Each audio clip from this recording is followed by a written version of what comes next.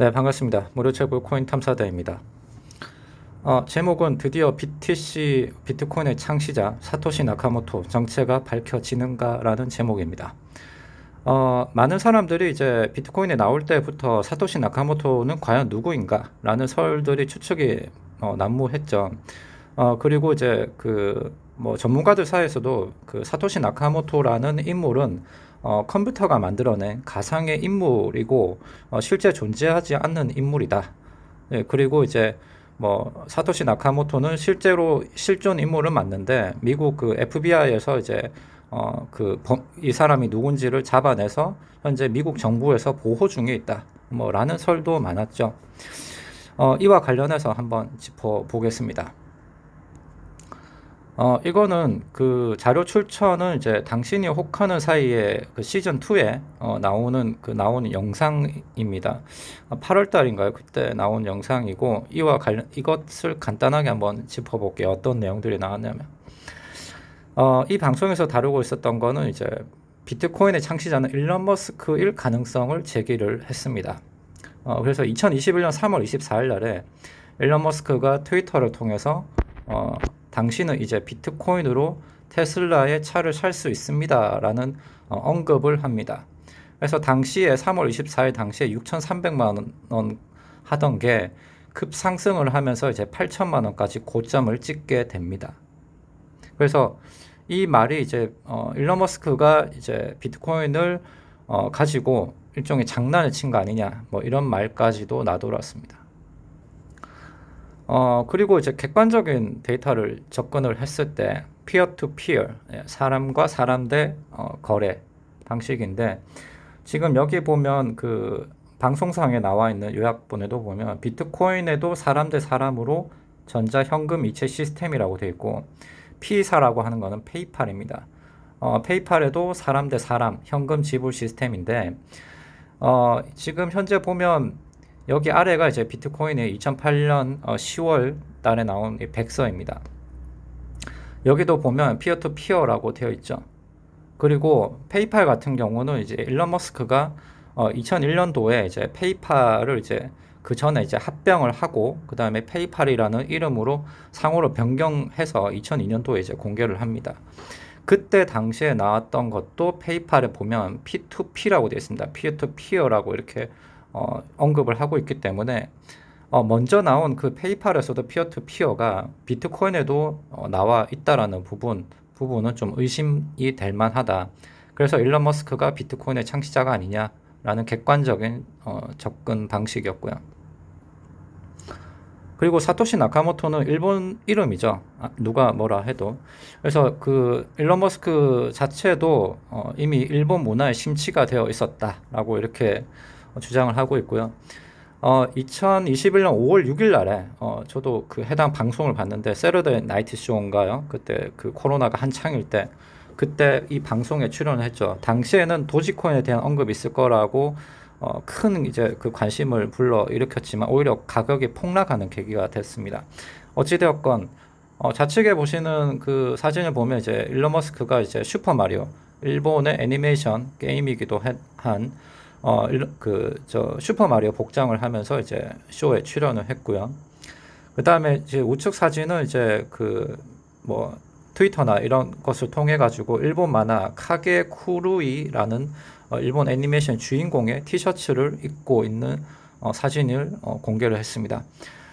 이를 말미암아 그 일론 머스크가 일본 애니메이션에 심취했고 그래서 이걸 만들 때 사토시 나카모토라는 이름을 선정하지 않았겠느냐라는 주장입니다. 그러나 실제로 일본에서도 사토시 나카모토라는 이름을 쉽게 찾을 수 없는 이름이다. 일반적이지는 않다라고 제기가 된 바 있죠. 그래서 더욱더 신빙성이 가는 부분이 아니냐라고 생각을 할 수도 있습니다. 그리고 이제 일론 머스크의 그 스페이스X의 이제 회사 동료에게 문의를 해서 이런 답신을 받았다라고 하는데요. 일론 머스크가 페이팔이라는 세계 최초의 인터넷 은행을 만들었고 경제 수학, 고급 프로그래밍에 조예가 깊으며 암호학에도 관심이 많았다. 비트코인을 개발했느냐? 아마도요. 라는 답변을 했고요. 머스크가 비트코인을 개발했을 거예요. 라는 답신까지 받았습니다. 사토시 나카모토라고 주장하는 사람들의 말을 전부 반박할 수는 있지만 일론 머스크가 사토시 나카모토가 아니라는 근거는 단 한 개도 찾을 수가 없다라는 멘트를 했습니다. 자, 여기까지는 이제 추측입니다. 이제 당신이 혹한 사이에 이제 방송에서 나왔던 부분이고요. 자, 지금부터는 이제 현실적으로 접근을 해 봅니다. 지난 13일 월스트리트 저널에서 이제 그 미국 플로리다에서 소송 진행 중인 건에 대해서 보도를 하는데요. 자, 2008년 10월 달에 백서가 공개되고 나서 그 다음 해에 이제 110만 개의 비트코인이 채굴이 되고 그 다음 이제 그 사토시 나카모토가 자취를 감춥니다. 그래서 이것에 대해서 이 두 사람이 이 110만 개의 비트코인의 주인이라고 이제 소송을 지금 진행 중에 있는데요. 좌측에 보이는 사람은 이제 컴퓨터 전문가 데이비드 클라이먼이라는 사람이고 2013년에 합병증으로 46세로 사망을 합니다. 그리고 우측에 지금 현재 살아있는 프로그래머 크레이그 라이트, 현재 올해 나이 51세인데요. 이제 좌측에 이제 그 데이비드 클라이먼의 유족 측하고 지금 살아있는 크레이그 라이트 간에 110만 개의 것은 이제 자기 소유라고 이제 주장을 하고 있는 소송이 진행 중에 있습니다. 우선 데이비드 클라이먼 유족 측의 의견입니다. 비트코인은 초기 개발 시에 이제 크레이그 라이트와 공동 개발을 한 것이지 라이트 혼자만의 것이 아니다.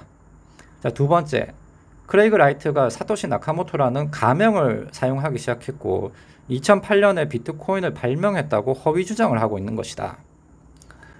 세 번째, 클라이먼이 사망하고 나서 라이트가 서류를 위조를 했고 이 허위 자료를 취합해서 110만 개의 비트코인을 가로채려고 하고 있다. 네 번째, 110만 개의 절반인 55만 개는 데이비드 클라이먼 것이 맞다. 왜냐하면 공동 개발하였기 때문에. 거기에 맞선 이제 크레이그 라이트 측의 의견입니다. 외신 채널을 통해서 BBC에 2016년 5월 달에 내가 사토시 나카모토라고 이미 주장을 내가 먼저 했다. 자, 두 번째, 데이비드 클라이먼과는 친구 사이는 맞지만 공동 사업을 하지는 않았다. 공동 개발하지 않았다. 비트코인은 내가 만들었다. 세 번째, 서류 조작은 없었고 법정에서 밝히겠다. 네 번째, 소송 판결을 통해서 수익금의 절반은 재향 군인에게 기부를 하겠다. 네, 여기까지인데요. 실제로 이렇게 소송이 진행되고 있지만 라이트 측의 의견이 받아들여질 가능성은 좀 희박하다라는 게 전문가 측의 의견이고요. 왜냐하면 그 과거에 BBC 방송에 출연해서 자신이 사토시 나카모토라고 이 주장을 하고 나서 불과 3일 만에 그 주장을 철회를 합니다.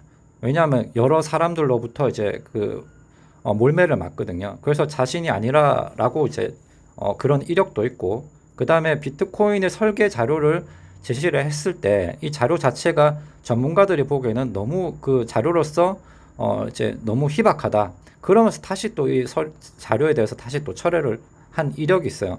그래서 법정에서 밝히겠다라고 하는 부분에 있어서도 그렇게 믿을 만한 자료는 나오지 않을 것이라는 게 지배적입니다.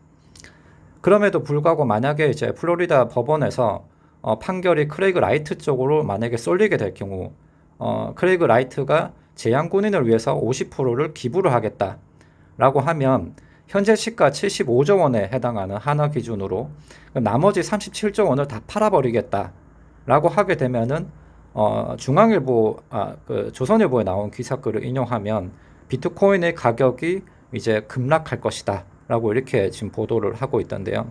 실제로 이렇게 많이 팔게 되면 가격은 급락하겠죠.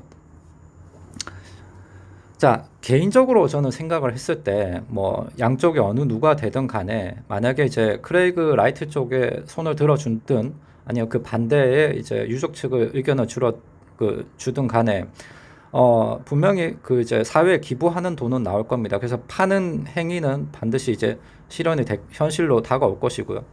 그렇다고 이제 가격이 이제 떨어질 것은 자명합니다. 다만 그 과거에도 이제 저점으로 최저점을 찍고 난 다음에 다시 최고점을 불과 몇 개월 만에 다시 찍었죠. 그래서 오르락 내리락 그 시장 경제 원리상 그렇게 이루어질 것이고 계속 내려가지는 않을 거라고 봐요. 그래서 어차피 채굴은 계속해서 유지가 될 것이고 저는 아직도 비트코인을 계속 채굴을 할 거예요. 그렇기 때문에 여기 소송 결과에 사실 그렇게 큰 관심이 없습니다. 지금도 비트코인을 지금 현재도 무료로 채굴하고 계신 분들은 그냥 그대로 채굴하시는 거를 그대로 유지하시는 게 저희로서는 답인 것 같아요. 네, 여기까지입니다. 예, 영상 시청 감사합니다.